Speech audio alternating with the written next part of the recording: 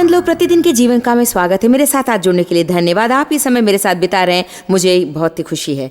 आज मैं आपको उस गड़बड़ी के विषय में बताऊंगी जो हम हमारे जीवन में करते। मैं नहीं चाहती कि आप अपने जीवन में किसी गड़बड़ी के कारण निराश हों, परंतु उसकी बजाय आप अपने मन में ये ठान लें कि आपकी गड़बड़ी आपकी सेवकाई हो सकती है, आपका चमत्कार हो सकता है और आपका संदेश बन सकता है। शैतान आपके जीवन में जो करने की कोशिश कर रहा था, उसके द्वारा आप शैतान को जीवन नाश करने ना दें, परंतु परमेश्वर को उसे बदलने दें।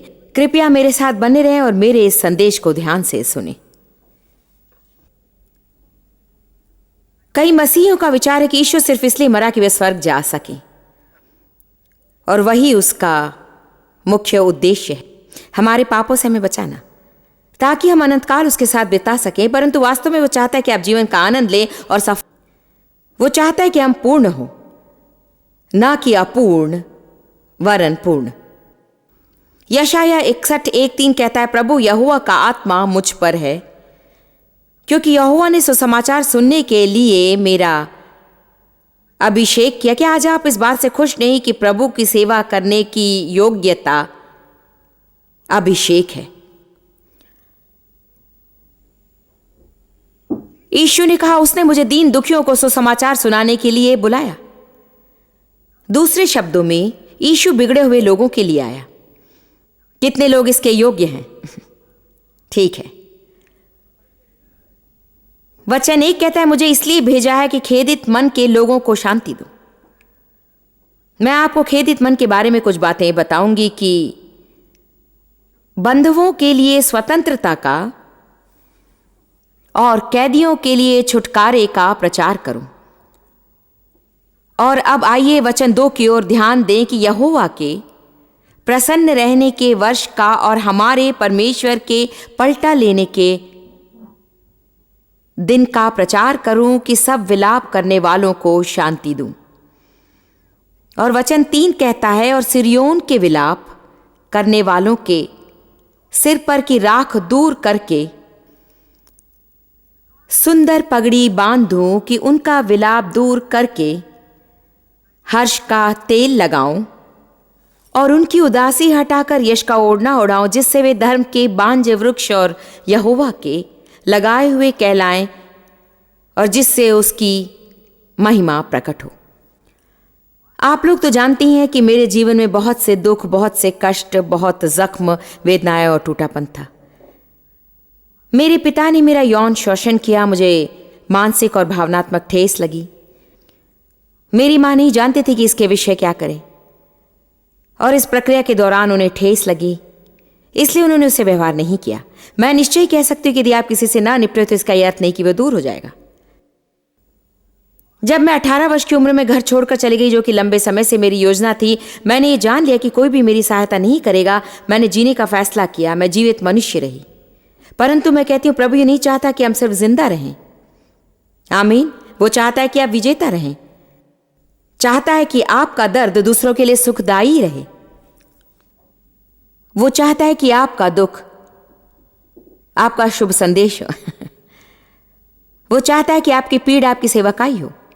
हजारों लोगों को भोजन खिलाने के बाद यीशु ने एक विशेष बात कही, बाकी रहे टुकड़ों को इकट्ठा करो ताकि कुछ भी व्यर्थ ना हो।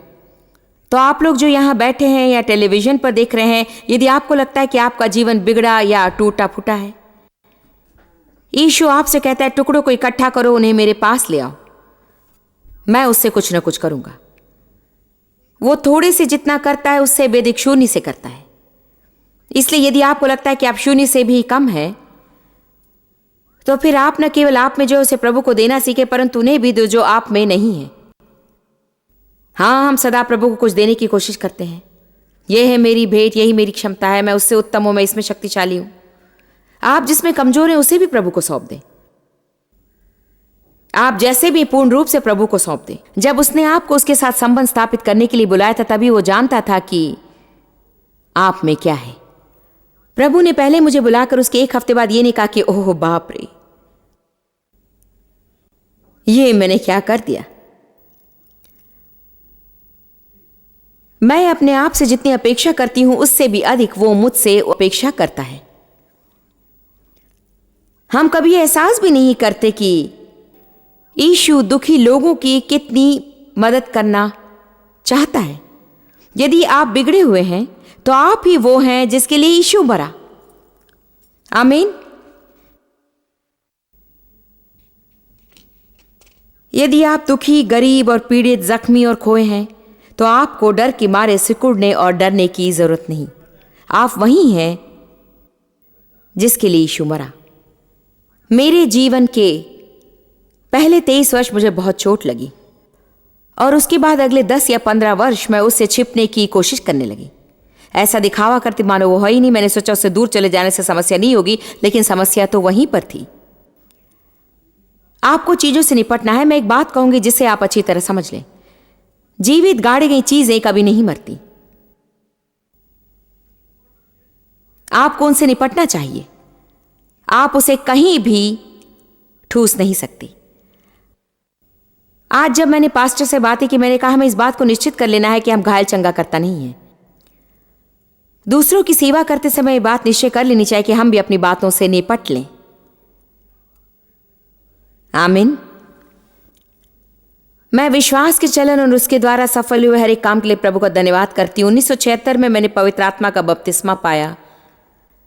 विश्वास के बारे में सीखा और ये सीखा कि विश्वास के द्वारा परमेश्वर से कैसे प्राप्त किया जाए। मैं इसे किसी रीति से नीचा नहीं समझती हूं, परंतु कई बार लोग सीमा पार कर देते हैं। विश्वासी लोगों के साथ कई बार होता यह है कि हम सोचते हैं कि यदि हम विश्वास से भरे हैं तो हमें कोई समस्या नहीं होनी चाहिए। यदि हम विश्वास से भरे हुए हैं तो हमें ठेस नहीं लगनी चाहिए। और इसने लोगों को ऐसी स्थिति में पहुंचा दिया कि वे एक दूसरे के प्रति वफादार नहीं होते और ना ही किसी चीज के प्रति ईमानदार होते, क्योंकि उन्हें लगता है कि यदि उनके पास विश्वास हो तो उन्हें समस्या से गुजरना ना पड़े। जब कभी आपको लगता है कि आप किसी बात के बारे में नहीं कह सकते, उसके बारे में खुलकर चर्चा नहीं कर सकते और ये कि आप उसके प्रति ईमानदार नहीं रह सकते, हर एक चीज जिसे हम छिपाते हैं उसका हम पर अधिकार होता है। मैंने 2 महत्वपूर्ण कथन कहे हैं और शायद आप समझ गए हैं। जीवित गाड़ी गई चीजें कभी नहीं मरती। जिसे हम छिपाते हैं उसका हम पर अधिकार होता है। इसका एक बढ़िया कारण है कि क्यों बाइबल कहती है अपनी गलतियों को एक दूसरे से स्वीकार करो, ताकि आपका मन और हृदय आत्मिक रीति से पुनः स्थापित और चंगा हो। इसका यह अर्थ नहीं है कि आपके रास्ते में जो कुछ भी आए उसमें अपनी बहादुरी दिखाएं, परंतु यह आश्चर्य की बात है कि जब शाब्दिक तौर पर कुछ कहा जाता है उससे लोगों को कितनी मदद मिलती है। मेरा तात्पर्य ये नहीं कि उनके बारे में कुछ न कुछ कहने के लिए उसके बारे में कहें, या उसका तात्पर्य ये नहीं कि हर समय शिकायत करने के लिए उसके बारे में कहते रहें। मेरे कहने का तात्पर्य है कि कहिए, देखिए मुझे इसकी समस्या है और मुझे प्रार्थना की आवश्यकता है, या मुझे मदद चाहिए, या मुझे लगा कि मैं इसे अपने अंदर से बाहर कर दूं और किसी से उसे बांटूं और उसे व्यक्त करूं, ताकि हर समय शैतान मेरे सिर पर सवार होकर ना बैठे। उदाहरण के लिए मेरे पास एक वस्तु है जिसका उपयोग मैं इस हफ्ते भर करूंगी और सचमुच इस रॉकिंग चेयर के साथ आरामदेह रहेंगे जो मैं अपने साथ लाई। मेरे पास इसलिए नहीं कि मैं बूढ़ी हो गई हूं, मैं खड़ी नहीं रह सकती, ये सब उसके विषय में नहीं है। मैं आपको दिखाना चाहती हूं कि कई लोग रॉकिंग चेयर के आधार पर जीते हैं। और होता क्या है कि जब आप झूलते हैं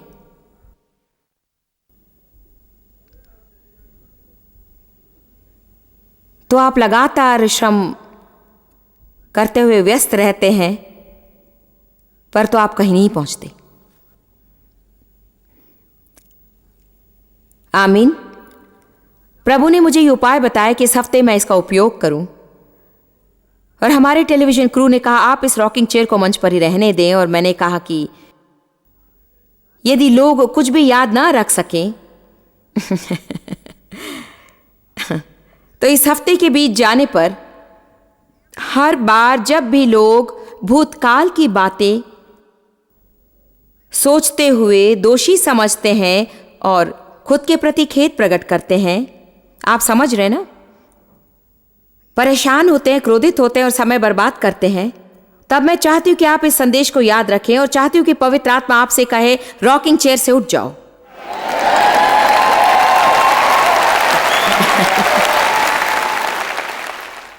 और जीवन में आगे बढ़ो। जानते, मेरे जीवन की शुरुआत अच्छी नहीं थी। आप में से कितने लोगों की शुरुआत अच्छी नहीं थी? और मुझे इस बात पर लंबे समय तक बुरा लगता रहा। मैं तो हमेशा बस क्रोध और दोष, शर्म, नाराजगी और परेशानी में लगी रही। लोगों से घृणा करती। मुझे सबसे हिसाब लेना था। मेरे कंधों पर काम था, मैं व्यस्त थी।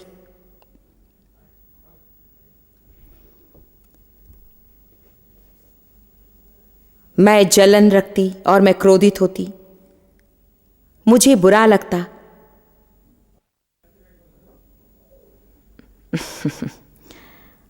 परंतु एक दिन मैं उठी और जानते मैंने क्या सोचा? मैं तो थकती जा रही हूं और मैं वास्तव में कहीं नहीं पहुंच पा रही हूं।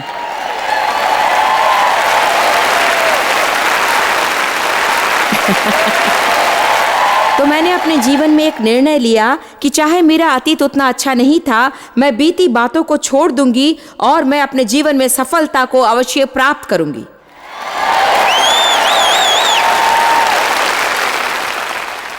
आज मैं चाहती हूं कि जिन लोगों ने यहां आने का कष्ट उठाया है, वे रेत पर रेखा खींच कर कहें कि बस बहुत हो गया। मैं कभी पीछे मुड़कर नहीं देखने वाली। मैं रॉकिंग चेयर पर बैठकर निर्जन प्रदेश के बीच से प्रतिज्ञा की गई भूमि को यूं ही देखती नहीं रहूंगी।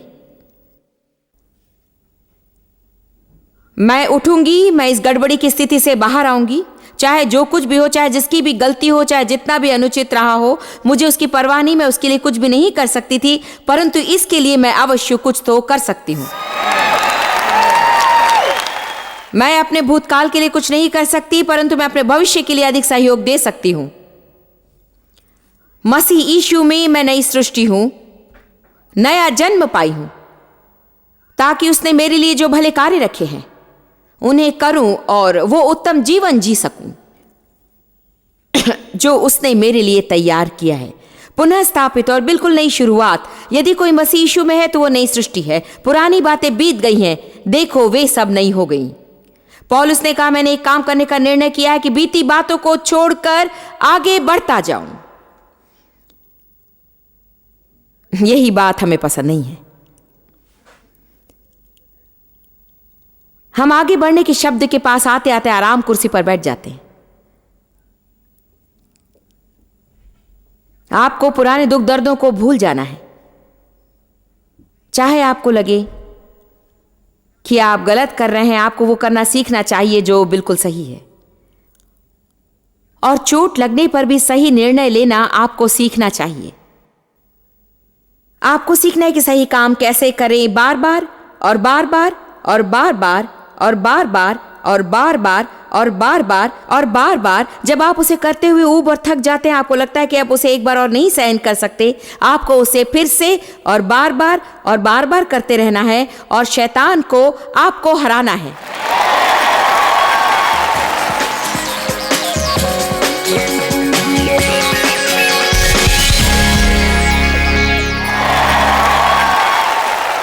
क्योंकि देखिए, धीरज का यही अर्थ है। शैतान अपना सामर्थ्य हथियार चाहे तो फेंक दे, तब भी मैं नहीं भागूंगी। यदि यीशु के आने तक मैं लक्ष्य तक नहीं पहुंचू, तो भी मैंने मन में ठान लिया है कि मैं हार नहीं मानूंगी। आमीन। तो क्या लोग खेदित और दुखी, बिगड़े हुए, परेशान और बुरी दशा में रहते हैं? हर तरह के दुर्व्यवहार होते हैं। बुरे और गंदे शब्द लोगों के लिए अधिक विनाशकारी हो सकते हैं। लोग आपसे कहते तुम बेकार हो, किसी काम के नहीं। मैंने ऐसी बातें बहुत सुनी हैं। तुम्हें क्या हो गया? क्या तुम कुछ भी ठीक से नहीं कर सकती हो? ऐसी बातें अपने बच्चों से ना कहें। मुझे छोड़ दो, मुझसे दूर हो जाओ, तुम गंदी लड़की हो, तुम गंदे लड़के हो। प्रेम भरे शब्द कहने में देरी भी नुकसान पहुंचा सकती है। यदि कोई आपसे यह न कहे कि वे आपसे प्रेम करते हैं, तो शायद आप सोचेंगे कि वे आपसे प्रेम नहीं करते। आज मैं आपको प्रेरित करती हूं कि आप अपना महत्व और मूल्य इस आधार पर निश्चित ना करें कि लोग आपसे कैसा व्यवहार करते हैं। जब भी कोई आपका दुरुपयोग करता है, आप ये मत सोचिए कि आपकी कोई समस्या है। हो सकता है कि उनकी कोई समस्या है। आमीन। हमारे असुरक्षित लोगों के समाज में, जिनमें आत्मविश्वास नहीं है, एक महामारी है। मेरा अर्थ है कि शाब्दिक महामारी। इस समस्या से निपटने के लिए ऐसे लोगों को ढूंढ निकालना संभव है जो असुरक्षित नहीं है। हमें ये जानना चाहिए कि मसीह में हम कौन हैं और इस आधार पर अपना महत्व और मूल्य तय न करें कि हम क्या करते हैं, हम किसे जानते हैं, कैसे दिखते हैं, हमारे पास क्या है, हम कैसी नौकरी करते हैं, हमारे कपड़ों में कौन सा लेबल लगा है, हम कौन सी कार चलाते हैं, किस सामुदायिक दल से हैं। इस सत्य के आधार पर अपना महत्व जाने कि परमेश्वर आपसे इतना प्रेम रखता है कि उसने अपने इकलौते बेटे को हमारे बदले घोर मृत्यु स्वीकार करने भेजा ताकि आप छुटकारा पा सकें और अपने मन में ठान लें कि आप स्वतंत्र रहेंगे। जानते मैंने कुछ फैसला किया। आप सोचेंगे कि यह पागलपन है, परंतु मैं केवल इस बात से तृप्त नहीं होंगी कि बस मरने के बाद स्वर्ग जाऊं। अर्थात हाँ, ये अच्छी बात है और यदि मेरे पास दूसरा कुछ न हो तो इसे पाकर मैं खुश रहती, परंतु पौलुस ने फिलिप्पियों में कुछ कहा है। उसने कहा, मैंने निश्चय किया है कि मैं उन चीजों पर टिका रहूंगा जिस पर मेरे टिके रहने के लिए मसीह यीशु मरा। खैर, यीशु मेरे लिए इसलिए नहीं मरा कि मैं किसी तरह काम करके ये प्रयास करूं कि मैं स्वर्ग जाऊं। यीशु ने कहा, मैं आया कि तुम जीवन में आनंदित रहो और ऐसा जीवन पाओ जो भरपूर हो, परिपूर्ण हो और उमड़ता हुआ हो। मैं उन विचारों और योजनाओं को जानता हूं जो मैंने तुम्हारे बनाई हैं और वो तुम्हारी भलाई और आपके कल्याण के लिए है, ताकि आप भविष्य की अच्छी आशा रखें। इसका यह अर्थ नहीं कि हमारी कोई समस्या नहीं रहती या हम कभी बलिदान नहीं करते, परंतु उसका अर्थ यह है कि हमें खून से खरीदा गया अधिकार है कि हम जीवन में निराश न रहें और अपने जीवन भर दुखी न रहें बीती बातों को सोचकर, और दूसरों ने हमारे विरुद्ध जो कुछ किया है उसी बात पर कहीं फंसे न रहें, वरन उन बातों को भूलकर स्वयं एक उत्तम जीवन बिताने के साथ साथ दूसरों के लिए भी महान आशीष का कारण बने, प्रभु के लिए उपयोगी वस्त्र बने। अकेले ही स्वर्ग न जाएं, अपने साथ किसी को ले जाएं। आमीन। कई लोग यीशु को ग्रहण करते हैं ताकि वे नरक जाने से बच सके और इसलिए नहीं कि वे सफल जीवन जिए। मेरे विचार से खेदित मन वाला मनुष्य वही है जिसका व्यक्तित्व बिगड़ा हुआ हो। मैं सिद्धांतिक रूप में अनुचित सिद्ध नहीं हो रही हूं, परंतु उसे व्यवहारिक सिद्ध कर रही हूं। जब आप सोचेंगे कि खेदित मनुष्य कौन है, वो ऐसा मनुष्य है जो ठीक से काम नहीं कर सकता है, उनका व्यक्तित्व बिगड़ा हुआ है, वे ठीक से नहीं सोचते हैं, वे परमेश्वर के वचन के अनुसार सोचना नहीं जानते। उनसे जो कहा गया या संसार उनके बारे में जो कहता है या लोगों ने उनसे जो कहा है उसी के आधार पर वे सोचते हैं। यदि आप सही ढंग से सोचना नहीं सीखेंगे तो फिर आप धोखा खाएंगे, और धोखा खाने का अर्थ है झूठ पर विश्वास करना। शैतान हमसे झूठ कहता है और हम उस पर विश्वास करते हैं। उनका कहना सच नहीं होता, लेकिन उस पर विश्वास करते जैसे कि वो सच हो।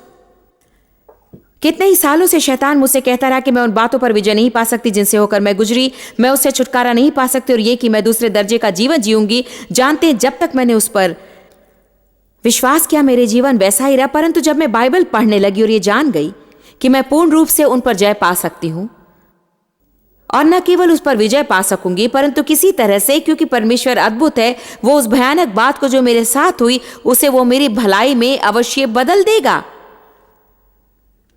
ताकि किसी न किसी तरह से इसके ना होने पर भी मैं जो जीवन जीती उससे भी उत्तम जीवन इसके होने के कारण मैं जी सकूं। सामान्य मनुष्य से समझ नहीं सकेगा। बाइबल यूसुफ के विषय जो बताती वो मुझे पसंद है, और उसके भाई उसे घृणा करने लगे और वे उससे अधिक नफरत करने लगे, परंतु परमेश्वर ने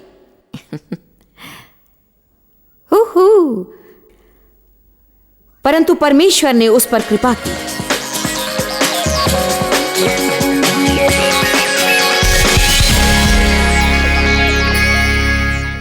प्रार्थना द्वार खोलती है कि परमेश्वर हमारे जीवन में काम करे। शायद आपने कभी भावात्मक चंगाई के विषय प्रार्थना करना नहीं सोचा होगा। मैं सोचती हूँ कि कई बार हम ऐसे क्षेत्र के विषय नहीं सोचते हैं। ये सच में मेरे लिए खुशखबरी थी, एक पीड़ित होने के नाते ये पाऊं कि परमेश्वर मुझे भावात्मक रूप से चंगाई देना चाहता है। वो मेरे मन को चंगा करना चाहता है, मेरी भावना को चंगा करना चाहता है। तो हम अभी उन लोगों के लिए प्रार्थना करेंगे जो राख के बदले सुंदरता चाहते हैं। आपको चोट पहुंची है, आपका तिरस्कार किया गया है, आपको धोखा दिया गया है, आप असुरक्षित हुए और आपके पास ये सब भावनात्मक बातें हैं, और आज हम आपकी भावनात्मक चंगाई के लिए प्रार्थना करेंगे। पिता, हम यीशु के नाम में तेरे पास आते हैं, वो नाम जो सब नामों में श्रेष्ठ है, और हम तेरा धन्यवाद करते प्रभु कि तेरे वचन के अनुसार तू हमें राख के बदले सुंदरता देगा। आज हम वो वचन तेरे ओर उठाते हैं प्रभु, और हम तुझसे मांगते हैं कि भावनात्मक चोट खाए लोगों को चंगाई दे। हम उन्हें तेरे सिंहासन के सामने उठाते हैं और तेरे वचन के अनुसार प्रार्थना करते हैं कि तू उन्हें राख के बदले सुंदरता देगा। प्रभु, मैं प्रार्थना करती हूँ कि तू उनकी राख दूर करेगा।